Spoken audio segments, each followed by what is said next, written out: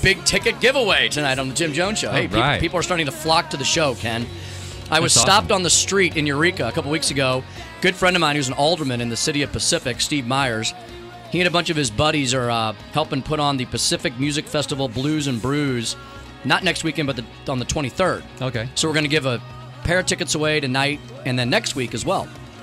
Awesome. All the proceeds go to I got to read the small type here. That's really small. It is. Let's see. Towards the Pacific River Walk Trail Program. So there we great. go. Yeah, good. Yeah, I told the guys I'd be happy to do it. And blues shows are so fun. Absolutely. Especially this time of year outdoors. Oh. Absolutely. So we've got Blues and Brews ticket giveaway this hour, you two next hour. Let's get to the big news of the day. We're closely monitoring Fox News here in the studio. If there's any breaking news, we'll let you know. Huge hurricane, catastrophic, historic, devastating, sweeping through the great state of Florida, the Sunshine State. I want to say Governor Rick Scott, I think, has done an amazing job. Awesome Just job. like Governor Abbott. And we've got a big show tonight. And before I get to my top three, I want to take a very special caller who just called me right now. I've got like many of you here in the Midwest, especially in the St. Louis area, you have a lot of friends and family, I'm sure, in Florida like I do. I have a ton of family and many, many friends up and down the Sunshine State. Chief of them being my Aunt Jane and my Uncle Duke, along with their children, my cousins Jennifer and Liz and their husbands and the kids and all that. In addition, I have a very good friend up in St. Petersburg. So my Aunt Jane's on the phone right now, and we're going to talk to her in just a second. She lives, her and my uncle. My uncle is a retired lieutenant commander from the U.S. Coast Guard. Oh, wow. So he has been in and around these types of activities most of his life. I'm sure. Doing search and rescue. And he and my aunt have lived in Florida for like over 20 years. They've been through their mess of tropical depressions and storms, but I think they're probably going to tell me this is the biggest one they've been through. Yeah. They moved inland a few years ago they were on Clearwater Beach, kind of right there in the teeth of things. Had some occurrences over the years, but I think this is probably the biggest one they've ever encountered. They're inland now. They're about 9 to 10 miles from Tampa Bay, Sun City Center. It's a huge community. I've been there. I know exactly where the house is. I can picture it right now, and I know exactly where the waterways are and all of that and so forth. So, without further ado, let's see if we have a good connection here. Hi, this is Tim. Oh, hey, Tim. It's Aunt Jane. Hey, and, yeah, and great. Cousin Elizabeth is here, too. Great. Well, folks, this is my Aunt Jane, Jane Deutschman, and my cousin, Liz Fischetti. Jane, as I mentioned, lives with my Uncle Duke down in Tampa, south of Tampa-ish, Sun City Center, and Liz and her family live in Tampa proper. So, Aunt Jane, what's going on right now at 8:12 Eastern? Well, the winds have really picked up significantly. I'd say we're getting the rain bands. We've had rain bands all day today, 100% chance of rain, but the rain bands are coming in pretty fierce right now, pretty steady. The winds are, they're quite steady. We kind of peeked out the front door a little while ago. We have a kind of a substantial tree that my son-in-law said is about ready to go.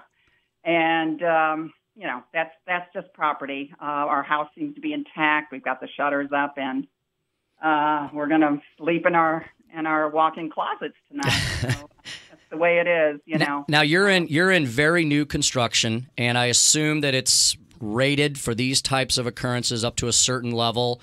And you mentioned that you were not under a mandatory evacuation, and that you and many of your neighbors are riding this one out. Yeah, that's correct. Yeah, we were not under a mandatory evacuation. I think, as I mentioned to you, we are probably 10 miles from Tampa Bay, east of Tampa Bay there. But for the water to come in, I mean, there could be a surge, I'm sure, in Apollo Beach area that's very near us. But the water would have to come over Interstate 75, which is on the other, where we are basically. So I don't think we're going to have storm surge here, fortunately. We're just more concerned about tornadoes We've been through a lot down here. Took a major strike when we lived in Broward County when Hurricane Andrew blew into Homestead, but we felt the force of the wind, but we didn't have the devastation, obviously. So we're going to see how well our builder has done. And, I think the shutters we have are pretty substantial. I think they did a good job giving us those with the house. So we'll just see how it goes. So you've got the storm shutters all closed off, and everything's they're buttoned up. Okay, I mean, nothing's going to rip them off. A little concerned. We do have that roll tile roof. We'll see. Hopefully, they should stay intact. And we're secure. It's going to get a little warm because I know when the air goes off, it's going to get pretty warm. Do you still have power right now? We do. Yeah, it's been going off and on, just blinking like. So I don't know. I know Liz has been in touch with people in Tampa. What did they say, Liz? So they've estimated about 80,000 people are out of power right now in the Tampa Bay area. So within about 10 minutes, it jumped 10,000 people. So, and Liz, what are they saying about the storm surge? So what folks need to understand is after the storm goes through, I've been watching this all afternoon on the Weather Channel, so I've already seen what happened in Naples and Fort Myers. After the storm rolls through, it's on the back end, right? When the tide comes up, that storm surge can come up? Mm-hmm. Right, exactly. So that's why it was a big concern if the eye was to go out into the water and we would get that east sweep of the storm. That's when the storm surges occur. So they're still predicting between 5 and 8 feet in the Tampa Bay area. So we watched as it was receding, the entire bay receded, as well as the Hillsborough River, and it's starting to come back in. I don't know if you saw the pictures of Tampa Bay, just see how it just went out. Right. It's just incredible. It's really eerie, right? Like it's like a giant vacuum, right? It gets sucked out into the sea and then it flows back in, right? And if folks aren't familiar with Tampa Bay is massive. It's, I think, the second largest bay area in the United States. So it's a huge area built with causeways going across it.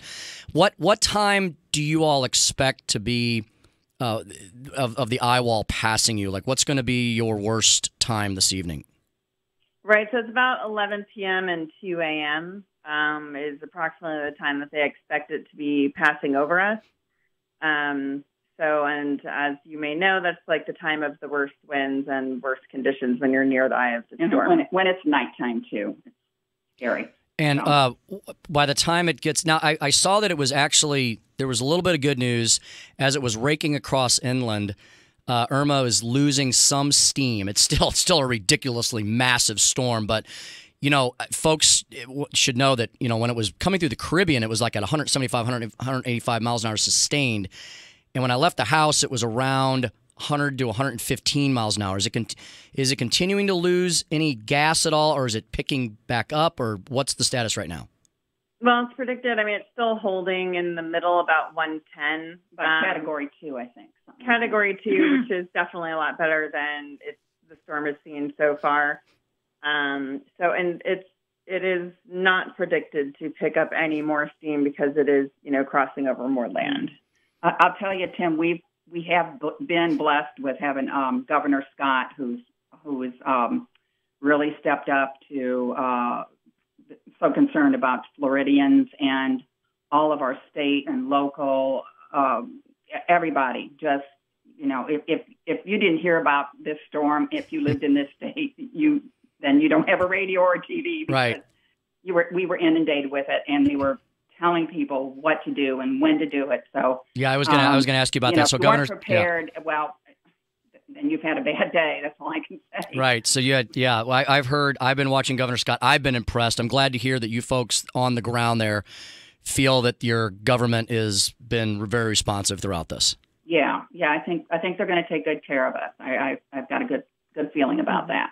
Well, good. So how are the kids doing? Getting a little bit of cabin fever, but we're hanging in there. We've played Uno, sorry. We've thrown bean bags. We've played fish. Now we're playing doctor. Flashlight tag. I don't know. Oh, it's just... Now after 2 a.m., I mean, will it by dawn? Do you expect things to be?